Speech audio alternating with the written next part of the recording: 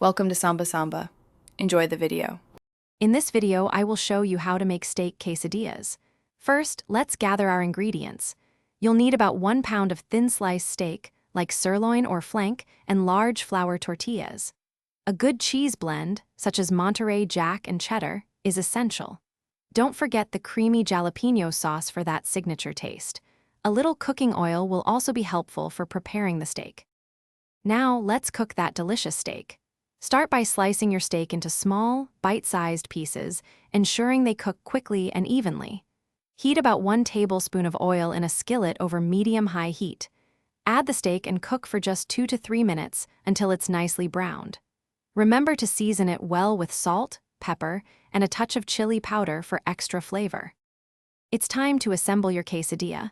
Lay a large flour tortilla flat.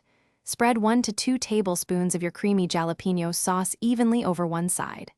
Next, sprinkle about 1/4 cup of your shredded cheese blend over the sauce. Then, add a generous portion of your perfectly cooked steak onto 1/2 of the tortilla.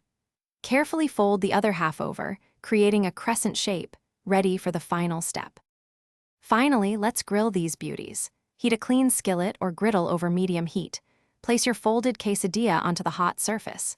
Cook for about 2 to 3 minutes on each side, or until the tortilla is golden brown and crispy.